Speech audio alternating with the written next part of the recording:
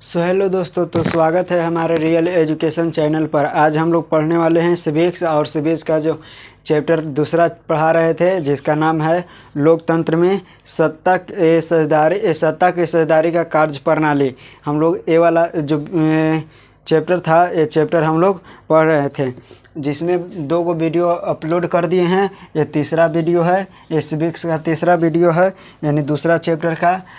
ये राजनीतिक शास्त्र क्लास 10th के लिए हम लोग पढ़ रहे थे। तो जो ये पिछले अध्याय में हम लोग जो क्वेश्चन देखे थे वो बहुत ही महत्वपूर्ण था, और इससे जैसे ही आगे जैसी वीडियो डलाइत रहेगा वो क्वेश्चन के भी उतने ही महत्व रहेगा।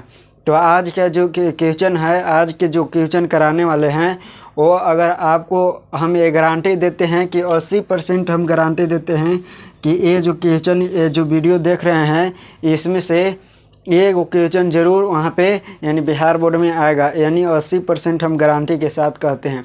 तो देखिए, सबसे पहला क्वेश्चन जो हम लोग बोर्ड पर लिखे हैं, वो बोर्ड पर पहला क्वेश्चन क्या है कि सूचियों की संख्या कितना है। यानी जो हम लोग पहला क्वेश्चन लिखे हैं कि सूचियों की संख्या कितना है। तो सूचियों की संख्या जो है हमारे संविधान के अनुसार जो हमारी सूची है वो 3 गो है। कितने सूची है? वो 3 सूची है। पहला सूची का नाम है, पहला सूची क्या है? तो पहला है राज्य सूची, दूसरा है संघ सूची, और तीसरा जो है वो समवर्ती सूची है। यानी 3 गो सूचियों की संख्या कितना है? तो लिखेंगे 3। यानी सूची की संख्या कितना है? 3 संख्या है। पहला है जो क्या है? राज्य सूची। क्या है? राज्य सूची। दूसरा जो है, दूसरा क्या है? दूसरा जो है वो दूसरा संघ सूची, संघ सूची। और तीसरा जो है वो तीसरा है क्या? तो तीसरा है समवर्ती सूची। समवर्ती सूची है। ये 3 वो सूची है। याद रखिएगा, ये सूचियों की संख्या कितना होता है? तो 3। पहला राज्य सूची, दूसरा है संघ सूची, इसी को जो केंद्र सरकार है इस पर जो कानून बनाता है। संघ सूची पर कानून कौन बनाता है? तो केंद्र सरकार। और समवर्ती सूची जो जिस पर दोनों सरकार मिलकर कानून बनाती है, तो वैसे सूची को समवर्ती सूची कहते हैं। तो इसमें किसका अधिकार रहता है राज्य सूची में? तो राज्य सरकार का। राज्य सरकार का इसमें यानी कानून कौन बनाता है? तो राज्य सरकार। राज्य सरकार, राज्य सरकार कानून बनाता है। क्या बनाता है? कानून बनाता है, बनाता है। जिस पर मतलब जिस पर क्या, जिस विषय पर राज्य सरकार कानून बनाती है, तो उसी को क्या कहेंगे? राज्य सूची। और जिस विषय पर केंद्र सरकार कहे तो जैसे प्रधानमंत्री हो गया, केंद्र सरकार कानून बनाती है, तो ऐसा सूची को क्या कहते हैं? संघ सूची। और जिस पर दोनों सरकार कानून बनाती है, जिस पर दोनों यानी जो है राज्य सरकार और केंद्र सरकार, दोनों सरकार कानून बनाता है, तो ऐसे सूची को क्या कहते हैं? दोनों सरकार जिस पर कानून बनाता है, तो वैसे सूची को समवर्ती सूची कहते हैं। तो यह है कि सूचियों की संख्या कितना होता है? तो सूची 3 होते हैं। पहला होता है राज्य सूची, दूसरा होता है संघ सूची, और तीसरा होता है समवर्ती सूची। यानी सूची की संख्या कितने होते हैं? तो 3 होते हैं। तीनों के नाम लिख दिए। और जिस विषय पर कौन सरकार कानून बनाती है, यानी राज्य सूची पर राज्य सरकार कानून बनाता है, संघ सूची पर केंद्र सरकार बनाता है कानून। उसके बाद है समवर्ती सूची पर दोनों सरकार जो है वो मिलजुल कर क्या बनाता है? कानून बनाता है। तो वैसे को समवर्ती सूची कहा जाता है। तो ये तो था समवर्ती, यानी सूची की संख्या था, यानी समवर्ती सूचियों की संख्या था, और उसके नाम था। अगला जो क्वेश्चन कहता है वो मोस्ट VVI है, यानी बहुत ही, मोस्ट कहे तो बहुत ही इम्पोर्टेंट है, याद रखिएगा।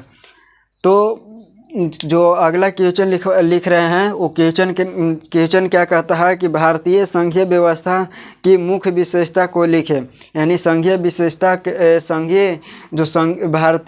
भारतीय संघीय व्यवस्था है यानी भारत में संघीय व्यवस्था है उसके बारे में आप क्या जानते हैं, उसके विशेषता को लिखना है कि उसका क्या विशेषता है। संघीय व्यवस्था यानी संघीय जो भारतीय संघ लिख देते हैं, संघीय लिख देते हैं कि भारतीय संघीय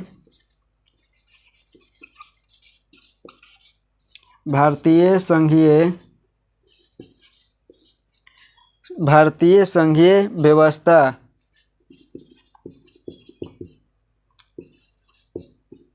व्यवस्था का मुख्य विशेषता क्या है।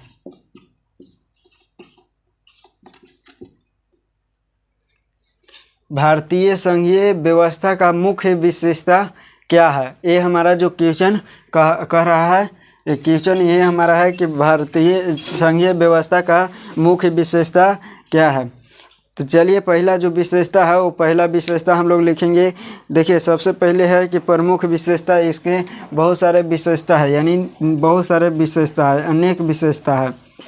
अनेक विशेषता है जो कि निम्नलिखित है यानी नीचे दिया गया है। तो पहला विशेषता क्या है, अनेक विशेषता लिख देते हैं। अनेक विशेषता है, बहुत सारे विशेषता है जिसमें पहला विशेषता जो है वो पहला विशेषता क्या कहता है कि संघीय शासन व्यवस्था के तहत सरकार के दो स्तर होते हैं, केंद्र स्तर पर केंद्र सरकार और राज्य स्तर पर राज्य सरकार। जो ये संघीय व्यवस्था है उस संघीय व्यवस्था में के तहत संघीय व्यवस्था के तहत सरकार के जो है वो दो स्तर होते हैं। कितने स्तर होते हैं, दो स्तर होते हैं। पहला कि राज्य सरकार यानी राज्य सरकार जिस पर राज्य सरकार कानून बनाता है, और संघीय स्तर जिस पर जो है वो केंद्र सरकार कानून बनाता है। तो पहला विशेषता तो यही हुआ कि एक वो है कि पूरा देश के लिए कानून लागू करेगा, और एक वो जो है यानी अपने राज्य के लिए, केवल अपने राज्य को विकास करने के लिए कानून पारित करेगा, यानी जो पैसा है यानी जो रकम है उस पर लगाएगा अपने राज्य को विकास करने के लिए। तो ये भी एक प्रकार की क्या है, विशेषता है। तो पहला विशेषता लिखेंगे कि इसके दो स्तर होते हैं, इसमें दो स्तर होते हैं। कितने स्तर होते हैं, दो स्तर होते हैं, दो स्तर होते हैं। पहला पर क्या होता है कि राज्य स्तर पर क्या होता है, राज्य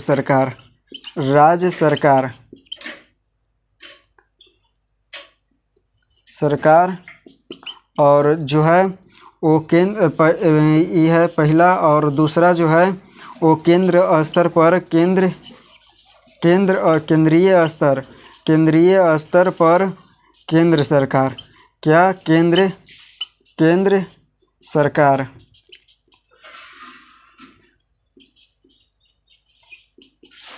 पहला क्या लिखा है कि इसके जो पहला मुख्य विशेषता जो है वो पहला मुख्य विशेषता क्या है कि भारतीय संघीय व्यवस्था की पहला विशेषता है कि यह इसमें दो स्तर की सरकार होती है। पहला स्तर बताएं, पहला स्तर क्या बताएं कि राज्य स्तरीय और एक केंद्र स्तरीय, जिस पर केंद्र सरकार और वो है राज्य सरकार। ये पहला विशेषता हुआ।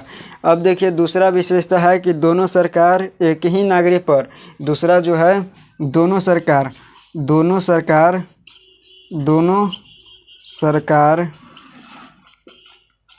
एक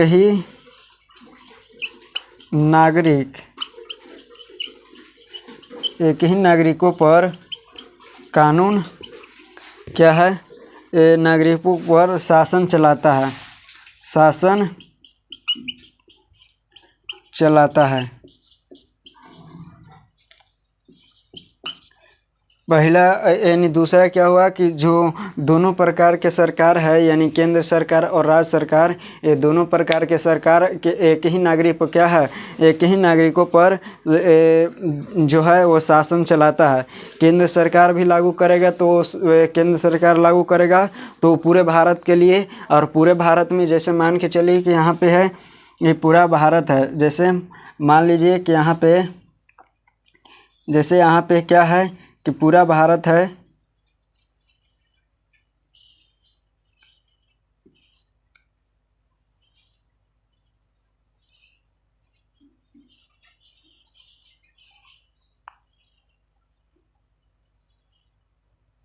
यहाँ पे जगह थोड़ा कम है। तो देखिए यहाँ पे जैसे ये पूरा भारत है, तो यहाँ भारत है और यहाँ पे जो बिहार है, तो बिहार में मान के चलिए कि अगर केंद्र सरकार जो है ये पूरा भारत के जो है, तो भारत के लिए वो पूरा क्या करेगा, केंद्र सरकार यानी केंद्र सरकार है वो पूरा कानून लागू करेगा। और पूरा भारत में तो हम भी आ जाते हैं, और एक जो है वो सरकार केवल इस राज्य के लिए है, यानी ये इतने दूर तक है उसका राज है, तो वो भी लागू करेगा, तो उसमें भी हम लोग क्या आ जाएंगे। तो अब आई होप आपको समझ में आ गया हो कि दोनों सरकार जो है एक ही नागरिक पर शासन चलाता है। दोनों जो नागरिक है वो एक ही क्या है कि कानून एक ही नागरिकों पर क्या चलाता है, शासन चलाता है। तो आपको इतना समझ में आ गया होगा। चलिए अगला जो तीसरा विशेषता है, वो तीसरा विशेषता क्या है कि संघ सरकार को शक्ति अधिक प्राप्त होती है। भारतीय संविधान के शासन के सभी विषयों को तीनों सूचियों में बांटा गया है। देखिए सबसे पहला बात है कि जो संघ सरकार है यानी पूरा जो भारत के मालिक है, तो उसको ज़्यादा शक्ति चाहिए, क्योंकि उसको पूरा भारत को संभालना है। तो इसलिए जो केंद्र सरकार है, केंद्र सरकार के पहला संघीय व्यवस्था में क्या है कि केंद्र सरकार को शक्ति जो है वो अधिक प्राप्त होता है। इसको अभी मिटा देते हैं फिलहाल। जो केंद्र सरकार है वो केंद्र सरकार को शक्ति अधिक होता है, और इसको 3 सूचियों में बांटा गया है, जो कि हम लोग देख लिए, जो 3 सूची में बांटा गया है। तो यहाँ पे लिखेंगे तीसरा में क्या लिखेंगे कि केंद्र सरकार को अधिक शक्ति प्राप्त होता है। क्या लिखेंगे तीसरा में, केंद्र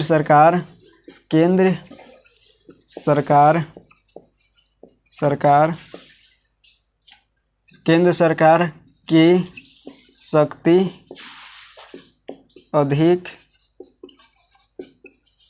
प्राप्त होती है। यह है तीसरा, केंद्र सरकार की अधिक शक्ति प्राप्त होती है, क्योंकि उसको पूरा भारत को देखना रहता है। और इसको तीनों को 3 सूचियों में बांटा है, यानी शासन का चलाने के लिए 3 गो सूचियों में बांटा गया है। पहला सूची बतावे कि जो पहला है राज सूची, दूसरा है केंद्र सूची, और तीसरा समवर्ती सूची, या केंद्र सूची, राज सूची और समवर्ती सूची। तो ये तीनों है। और जो संघ सूची पर संघ सरकार कानून बनाता है, राज सूची पर राज्य सरकार कानून बनाता है, और समवर्ती सूची पर संघ सरकार और राज्य सरकार दोनों मिलकर कानून बनाता है।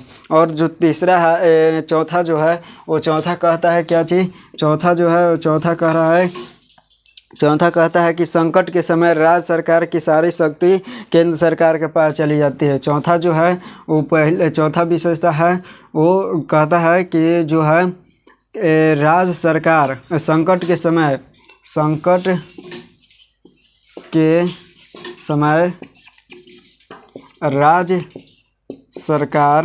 शक्ति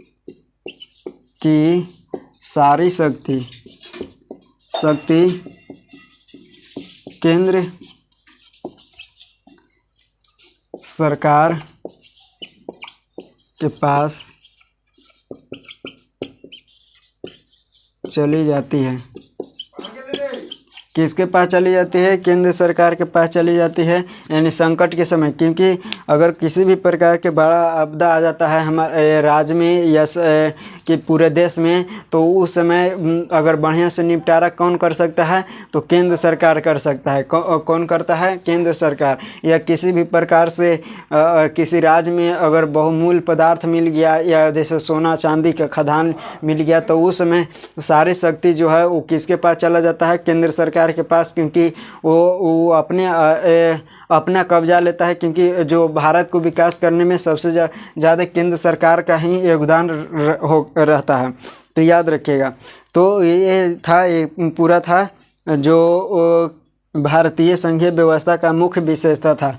पहला बताएं कि ये जो है, पहला बताएं क्या चीज़ कि यहाँ पे इसमें 2 स्तर की सरकार बनी होती है। पहला राज्य स्तरीय और दूसरा केंद्र स्तरीय।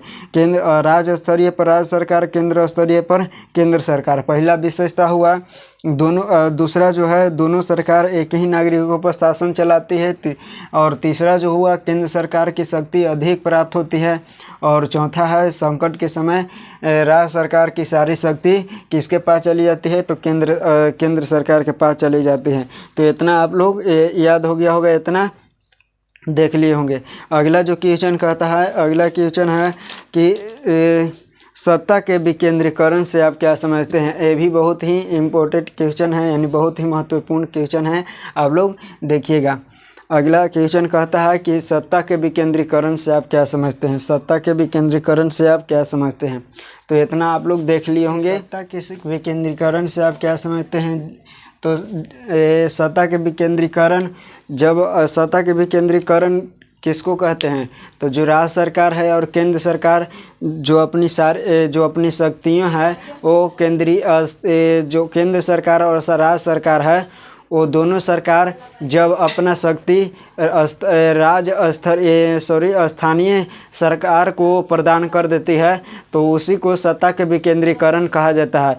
और जो स्थानीय स्तर की सरकार होती है वो 3 तरह से होता है। एक क्या होता है? तो नगर निगम होता है, नगर पालिका होती है और नगर पंचायत होता है। इसके अंतर्गत कई छोटे छोटे जो है वो पद है जो कि अलग अलग बांटा गया है। तो अपना जब केंद्र सरकार और राज्य सरकार अपनी शक्तियों को स्थानीय सरकार को प्रदान कर देती है तो जिसे क्या कहते हैं? सत्ता के विकेंद्रीकरण कहते हैं। सत्ता के विकेंद्रीकरण करना कौची है? बहुत ही अति आवश्यक माना जाता है। क्या है? अति आवश्यक माना जाता है, क्योंकि विभिन्न समस्याओं को निपटारा जो है वो किस पर करेगा, कौन करता है? तो स्थानीय स्तर पर ही अच्छे ढंग से किया जाता है। जैसे मान के चलिए कि कोई छोटा जो गरीब परिवार से है उसको अगर किसी भी प्रकार की समस्या आ जाता है तो डायरेक्ट केंद्र सरकार या राज्य सरकार भी नहीं जा सकता है। इसीलिए जो उसकी जो शक्तियां हैं वो स्थानीय सरकार को प्रदान कर दिया गया है, जिसे क्या कहते हैं? सत्ता के विकेंद्रीकरण कहते हैं। तो चलिए हम लोग मिलेंगे अगले वीडियो में, तब तक के लिए जय हिंद।